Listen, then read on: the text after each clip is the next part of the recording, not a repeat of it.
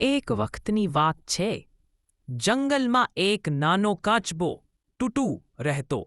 ટુટુ બહુ ધીમો ચાલતો હોવાથી બીજા બધા પ્રાણીઓ એને મજાકમાં આળસીઓ કહેતા. ટુટુને દુઃખ થતું, પણ એ ક્યારેય ગુસ્સો ન કરતો. એને મનમાં વિચાર્યું, એક દિવસ હું બધાને બતાવીશ કે ધીમા હોવા છતાં હું કંઈક ખાસ કરી શકું છું. એક દિવસ જંગલમાં જાહેરાત થઈ, જાદુઈ તળાવ સુધી દોડ સ્પર્ધા. જાદુઈ તળાવ સુધી પહોંચનારને એક ઈચ્છા પૂરી થશે. બધા પ્રાણીઓ ખૂબ ઉત્સાહમાં હતા.